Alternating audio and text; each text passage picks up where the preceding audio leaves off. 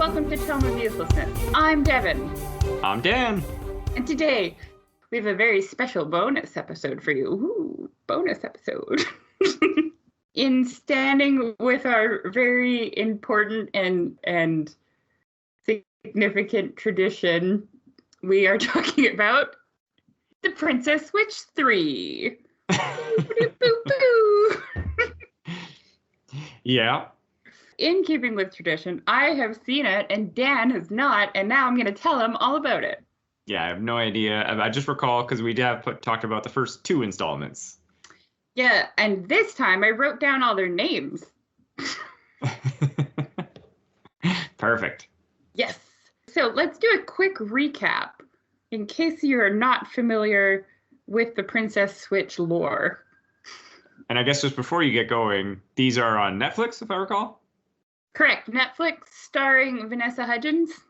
Yeah. And they are part of the Netflix Hollywood movie cinematic universe because they do take place in the same universe as the Christmas Prince and the Christmas Prince 2 and also the Christmas Prince 3. And by default, they also take place in the same universe as The Night Before Christmas, which is also starring Vanessa Hudgens because she gets a Christmas tree decoration from the made-up country that the Christmas Prince takes place in.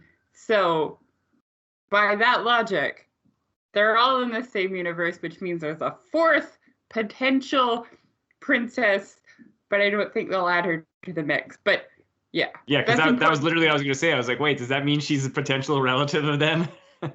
Well, they're not all relatives. They just happen to be doppelgangers, but there's another one out there. Exactly. In this bizarre cinematic universe, somebody's just cloning the fuck out of Vanessa Hudgens. You're running around everywhere. Nice. Yeah. Let's do a quick recap. Princess Switch 1. Got my book here. And then we can also track how insane these movies have gotten.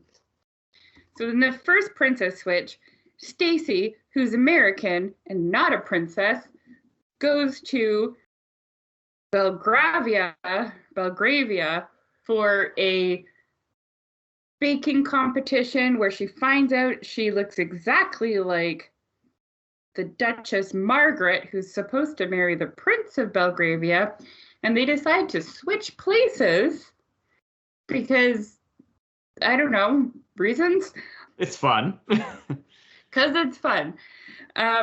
Stacy ends up falling in love with Edward, the Prince of Belgravia, and Margaret ends up falling in love with Kevin, Stacy's baking partner. Right, I remember that. Yeah, she had the partner, and then they were just like, yeah, that's right. I remember that. Yeah. Okay. That's Princess Switch 1. In Princess Switch 2, Stacy and Edward are married. Margaret and Kevin broke up, and Margaret's about to be crowned queen, and she had somebody that she's supposed to marry, but she ends up falling in love with Kevin again, and they get married. And in the second movie, we're also introduced to Margaret's cousin, Lady Fiona, who is also played by Vanessa Hudgens, but she's wearing a blonde wig, and she's terrible, but in the best way possible. Her character is terrible, but it makes her the most lovable character because she's insane. Yeah, I remember she was schemes and trying to steal the jewels or something, right? Yeah, some bullshit. She kidnaps Stacy at one point, or her stooges Mindy and Reggie kidnap Stacy at some point. But everything works out. Everybody's in love. Huzzah! Christmas magic. Christmas magic. Which brings us to the Princess Switch 3. So, to set the scene, Stacy and Edward are still married. Margaret and Kevin are married, and they're all royalty.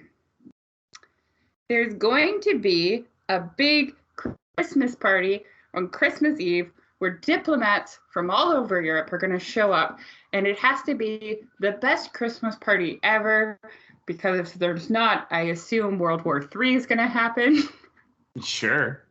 So they take extra care to make sure that all countries are accommodated, and which means, like getting a choir from this country and yodelers from Sweden and blah, blah, blah. In order to really, really like make it the best possible Christmas party ever, the Vatican,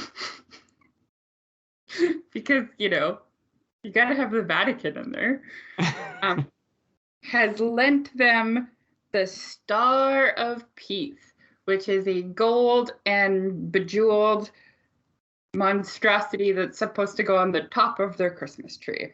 Mm. And this isn't important to the story at all, but they do make a big deal of saying that it was once belonged to St. Nicholas himself. Right. St. Nicholas, the selfless guy, had this giant bejeweled star. Yeah, got it. That is right. Correct. Also, I should point out that the Princess Switch 3, the subtitle is Romancing the Star. Yeah. Has nothing to do with the rest of the story. Yeah, but it just evokes that romancing the stone. Everyone's like, oh, that'll be fun. Yeah, totally. Doesn't have anything to do with that. Okay. That evening, after they get the star, they also make a big deal of like the Vatican rep guy, bishop. I don't know. What's the high-ranking Vatican dude? Not the Pope, though. One down. Yeah, like I said, like an archbishop. Yeah, like an Okay, so the archbishop makes a point of saying that, like, he's glad that they're loaning it to them because other countries suck at having the star. That evening, though, the star is stolen. Oh, no! No one saw this coming. No one saw this coming. And the constable informs Margaret, because this is in Montenegro. I don't know if I mentioned that previously, but it's in fictional country. Yeah. But it's Margaret's country, not Stacy's country. So the constable informs Margaret that the star has been stolen, and they decide not to tell the archbishop for reasons. So the constable goes away, and then Stacy, Edward, Margaret, and Kevin start scheming because they're like, oh no, the star is missing. What are we going to do? Well, we're going to have to just get it back ourselves because it's been 5 minutes and the police haven't found it yet. Because this is, I assume, what royalty do all day. Sure. They got time. Margaret comes up with the brilliant idea that in order to catch a criminal, they need to think like a criminal. So she goes to her cousin, Lady Fiona, who was the one, if you recall, had kidnapped Stacy in the previous movie, which I believe is supposed to be the previous year. Right. It turns out Lady Fiona's not in jail, though. Margaret pulled some strings, and she's been living in a nunnery. What? I guess they couldn't get the location of a prison, or they didn't want to make her too hard or something. Mm-hmm. But she's living in a nunnery where she wears a prison jumpsuit with a lace corset over top, a bejeweled like fancy lady turban, and 6-inch heels. And it seems like all she does there is mop floors. In this very comfortable outfit. Yeah, obviously. Yeah. Margaret makes a deal with the head mother superior? That's what it's called. Yeah. She makes a deal with the mother superior to borrow Fiona from now, which I think is like the 22nd or the 23rd, until the 25th, and then they'll return her on the 26th, because on the 26th, there's a parole hearing at the nunnery to see if she can get out of the nunnery early. Are you with me so far? Yeah, no, I'm with you. I mean, it's all conveniently insane. I also want to point out that this movie is less than an hour and a half long. Nice. Okay. It's like an hour and 17 minutes, and there's so many things that happen. Yeah. Oh yeah, and Margaret also tells Mother Superior it's just because she wants her home for Christmas. Right. They also managed to get Mindy and Reggie out of jail to help Fiona, I assume. Yeah, she needs her minions. She needs her minions. They get Fiona back to the castle. They explain the situation. Fiona agrees to help. She feels like she owes it to them since she did kidnap Stacy. Mm-hmm. The husbands are barely in this, just to point that out. Like, they both have stuff to do, but Edward, the Prince of Belgary, Stacy's husband, is the most bland person ever. Like, I'm sure he's lovely in real life, but his character does not have any sort of personality. Mm-hmm. And the best part in the movie for me, or one of the best parts, is Fiona goes meow to him, and he does it back to her. And it's highly entertaining. You should watch it just for that one scene. Fiona decides that what she needs is Peter Maxwell, her old friend / old flame, because he can hack the planet. Nice. And he used to work for Interpol before he got fired. For reasons that I don't remember. Also too much hacking the planet, obviously. Obviously. I would like to take this moment to point out that the Netflix holiday movies are superior to Hallmark holiday movies because they employ very diverse casts.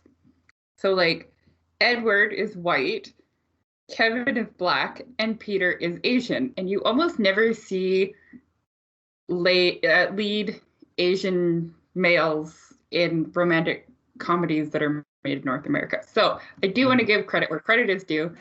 Good work. The actor that plays Peter is hot. And he's actually very charismatic. He's like an interesting character to watch. Cool. Okay. He discovers through pressing 3 buttons on you know how like they do when they want to seem high tech, they do like a hologram keyboard. Sure. So he's got one of those. He presses 3 buttons and figures out that the Star of Peace was stolen by Hunter. I can't remember his last name.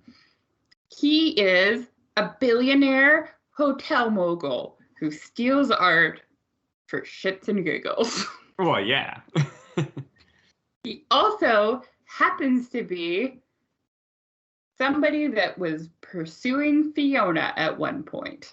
Oh. So they make a plan that Fiona is going to randomly bump into Hunter.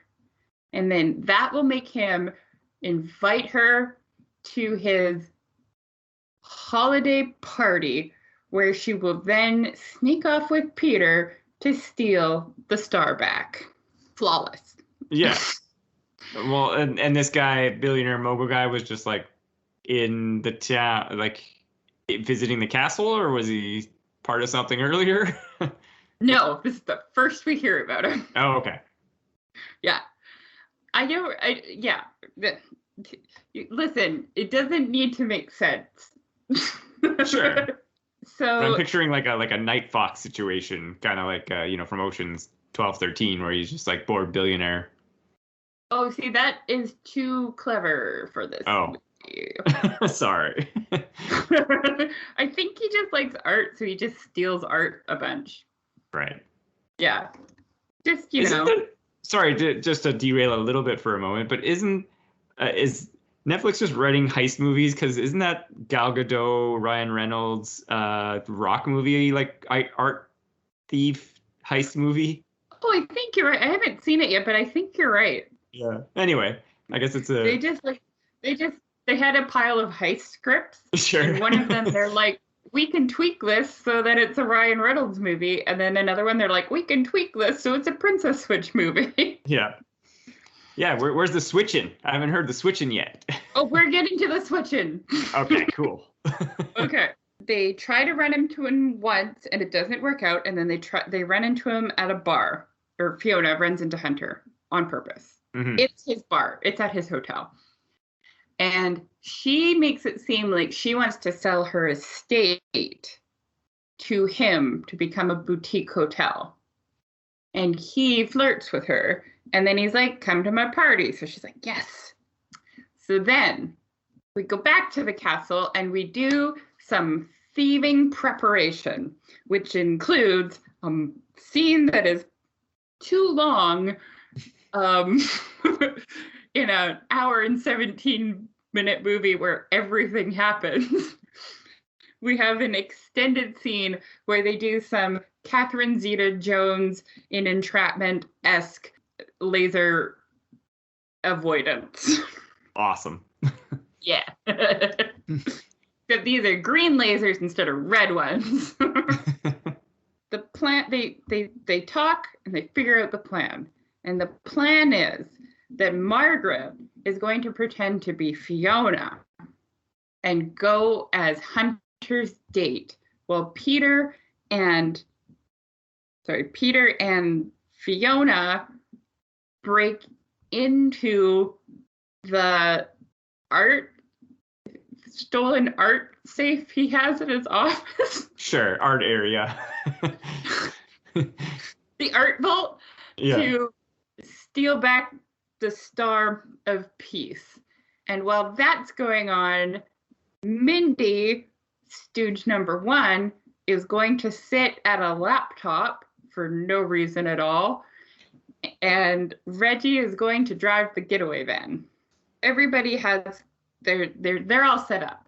Yeah. Well, while this is all going on, we find out that Fiona and Peter have known each other since boarding school, because Fiona's mom always left her at boarding school during Christmas while she ran off to do other things. And that's why Fiona is the way she is, because she has mommy issues.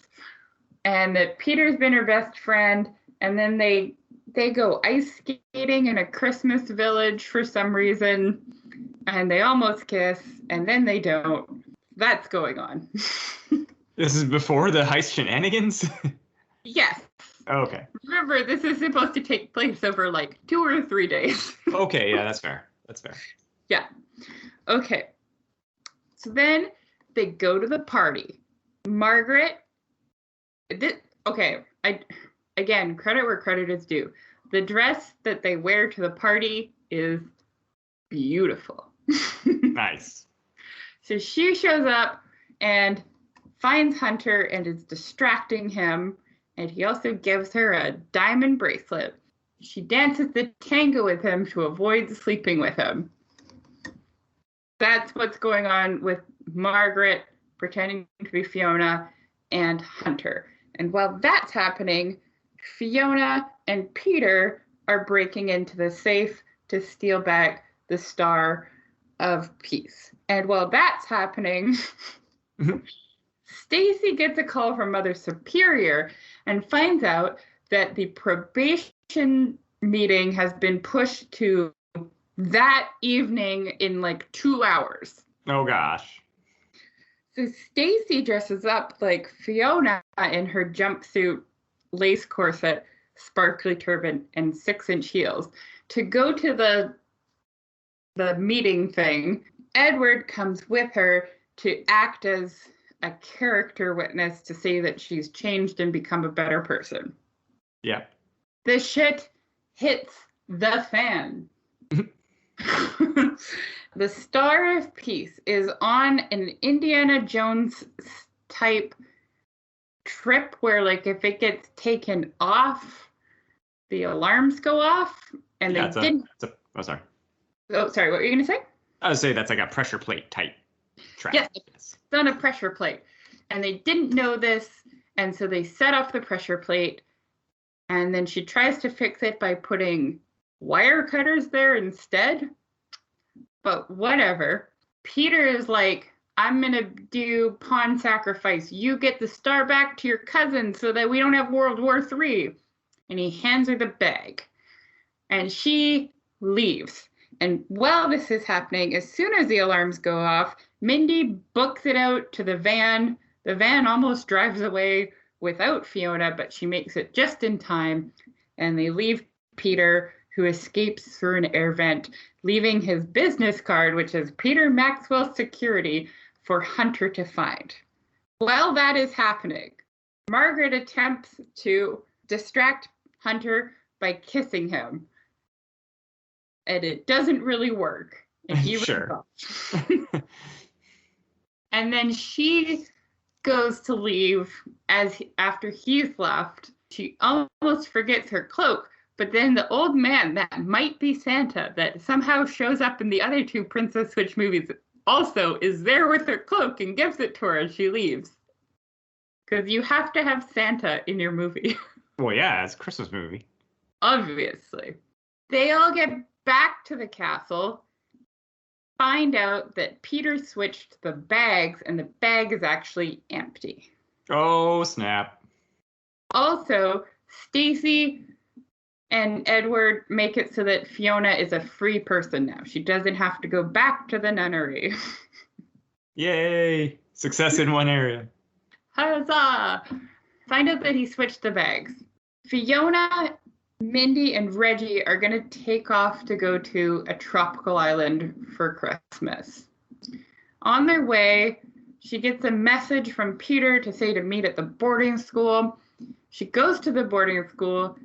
He has a star, and he's like, your mom's in the dining hall. Go make up with her, and I'll give you the star back.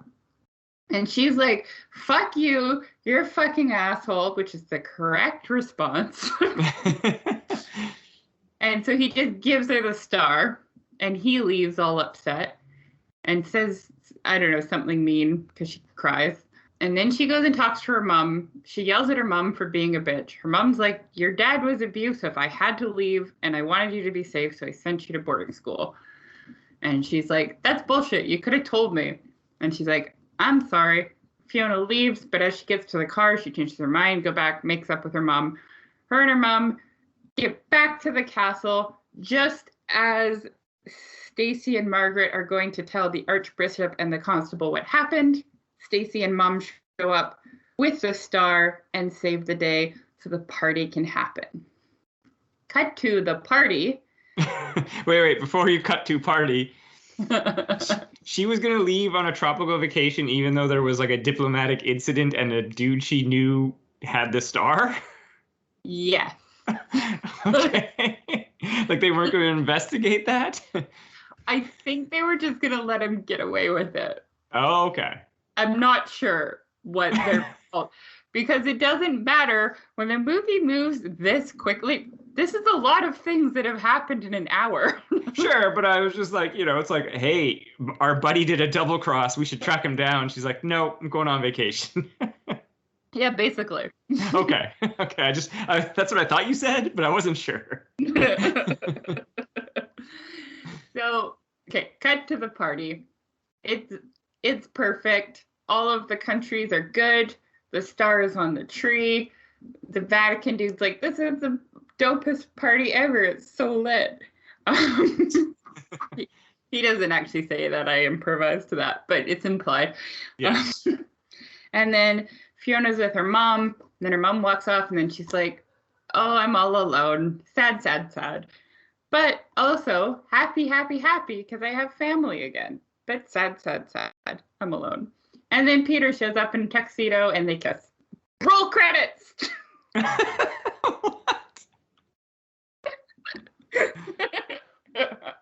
What about the obvious plot thread of Buddy leaving his business card at Hunter's art vault? Yeah. Well, I guess like Hunter can't really go to the cops because he'd be like, hey, this dude stole the thing that I stole. Sure, but there could still be some kind of retribution. Well, I believe that there's no violence in the Princess Switch universe. Sure, but I don't know. There could be some kind of blackmail or economic or financial. Nah, Okay. I think it helps that Hunter only wanted it to have it. Like, if he needed it for something, maybe then Peter would have broken legs. But nope, no retribution. Everything's fine. Yeah, because I was wondering that, because you even mentioned it, that you're like, okay, drop business card. Yeah, they do like, when you're watching a movie or a TV show and there's like they go out of their way to show you an object, you're like, oh yeah, that's important that we know that. Yeah, like an insert shot. Yeah. Nope, not important. Not important at all. Fair enough. So the switching is, like you said, the first one switching to pretend to be Fiona, and then the switch was also to distract the guy. But then, so there was no like overarching, I don't know, love thing involved. Like there was no, relationship shenanigans with the switch. It was more just distraction. I guess the relationship was, there was no like, oh, I thought you were this person, but you're not kind of thing. Yeah, yeah. No. Which was like the staple of the other two movies or whatever. Yeah. Or at least the first one, anyway. Definitely the first one, kind of the second one, because they switch places in the second one so that Margaret can spend time with Kevin. Yeah. But it's also funny because Edward is trying to spend time with Stacy, and she's just pretending to be sick. And then it's just kind of like, fuck you, Edward. Nice. Yeah, So you were saying, though, you feel that this one was the best one? This is absolutely the best Princess Switch movie. It was the most entertaining. It was stupid as fuck.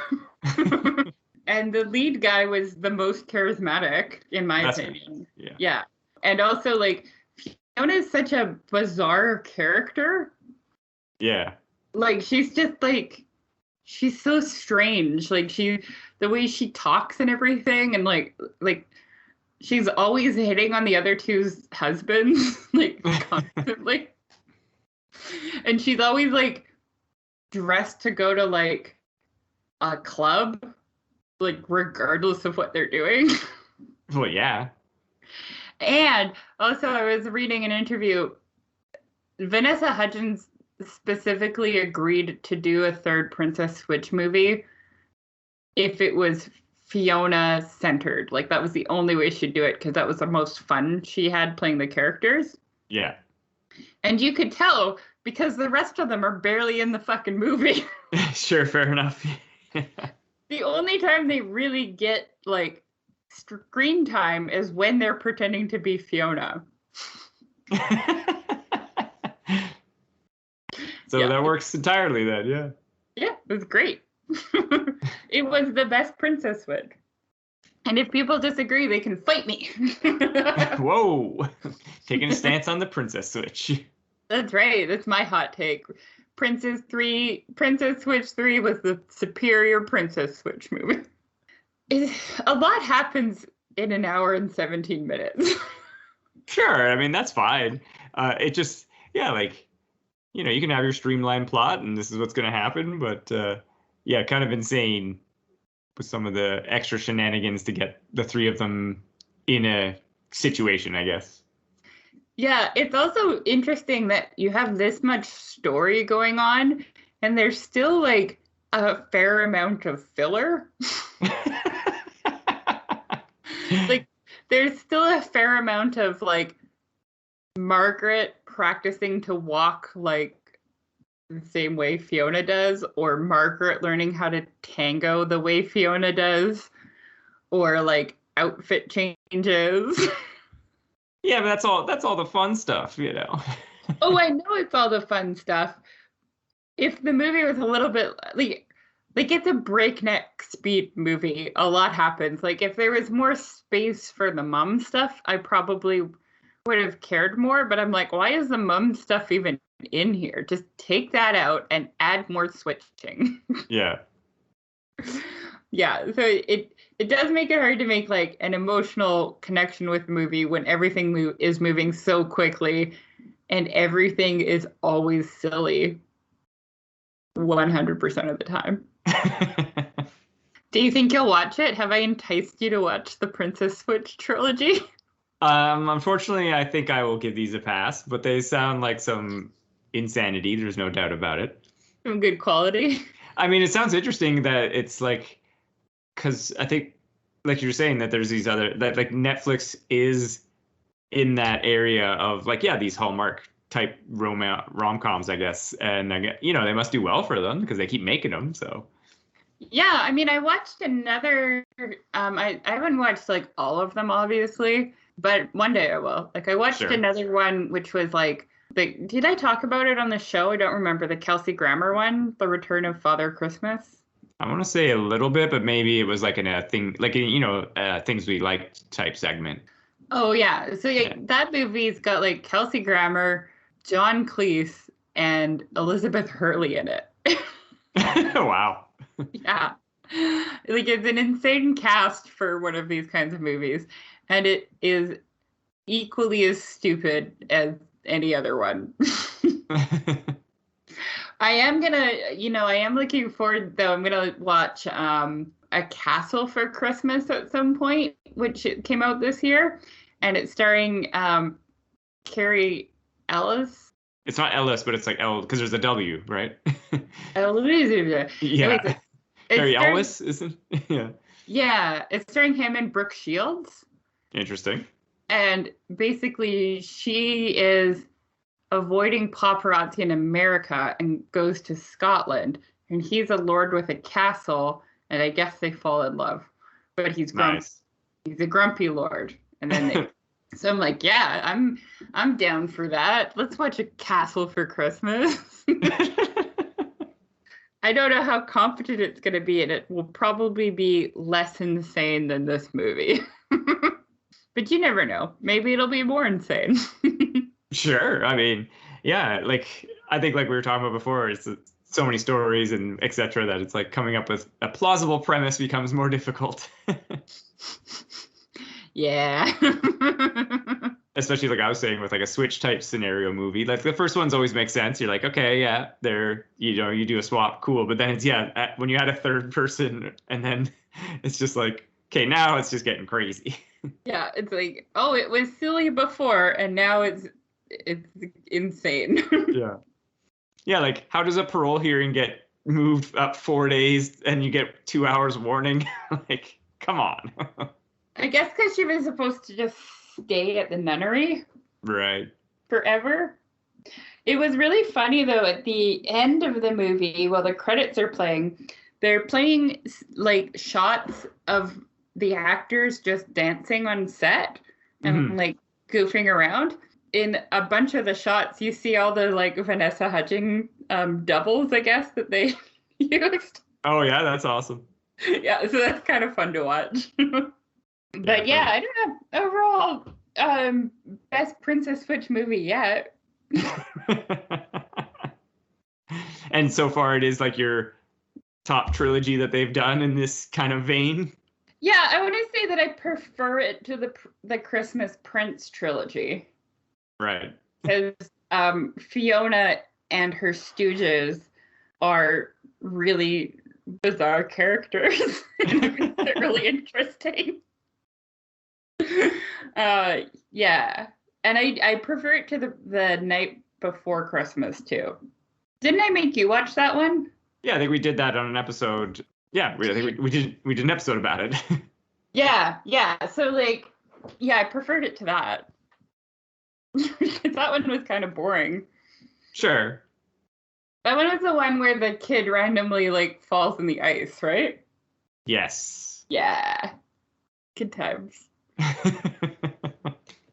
Cool. Do you have any questions about the plot, or do you need any clarification? No, I don't think so. I mean, like you said, it all kind of was insane, but there wasn't much to it. What's that? It was insane. I was trying to find like the budget for it, but I couldn't find it in my like 5 minutes of Googling. I did see that the overall Rotten Tomato score was like 4 out of 10. 4 out of 10? Yeah. That's higher than I would expect. What are you talking about? This movie is a masterpiece. 10 out of 10. I watch it every day until Christmas. New tradition. New tradition. Heist movie. Yeah, exactly. Yeah, I mean, like I was saying, with the trappings of a heist film are always kind of fun and lend themselves to shenanigans and things going wrong, but characters doing crazy things. But it's I guess because of Fiona, the criminal background, it wouldn't make sense for our princess characters to get involved in a heist, right? So that's what I was saying, where they were just like you were saying, it's just like they had a heist script and they're like, let's tweak it a little, blammo. Yep, basically, I think that's what happened. The laser scene is fun to watch because Fiona, like I said, does the like Catherine Zeta-Jones entrapment moves, but Peter also does them.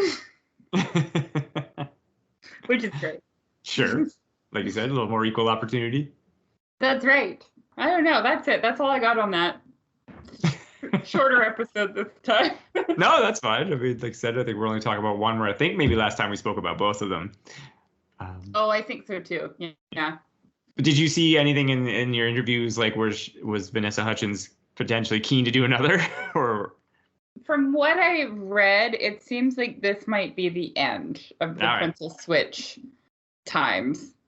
Yeah, nothing wrong with that. A trilogy is always solid. Oh, man, there should be fucking 10 movies because it's like Fast and Furious, where the first movie is about stealing DVD players, and the ninth movie they go to space. Exactly. So like they gotta keep this Princess Switch going because I would love to see Vanessa Hudgens in space. Well, I was gonna say, if they wanted to do some more projects with her, they could focus or come up with something new or do one of those other characters she's got going. No, I just want more Princess Switch because now we have a heist, so that means like next time they need to disarm a nuke, and then the time after that, I don't know, maybe Jack the Ripper comes back to life from the past and they have to stop him. I was gonna say, slowly turn it into like a Mission Impossible franchise. Yeah. Or like you said, I guess the Fast and Furious. Yeah, hit me up, Netflix. I got so many ideas. Yeah, because like you said, they have partners, so it's you already got a crew. It's all the family and all that. Yeah. I do like that all the like men in these movies, like after their romance has happened, they very much just become like furniture.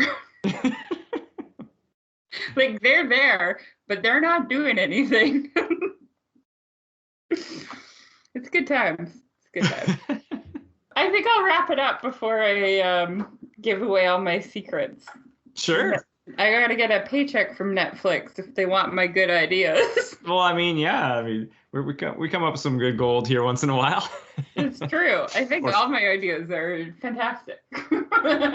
or maybe some bronze.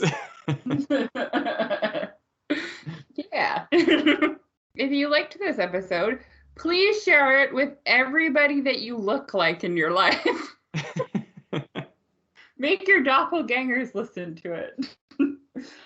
You can find us on Instagram. It's Tome of Uselessness. You can check out our website, tomeofuselessness.com. You can send us an email. We would love to hear from you. We take requests if they are of interest to us, and if they're not, we ignore them. tomeofuselessness@gmail.com. Thank you. Stay safe, and thanks for listening. Bye.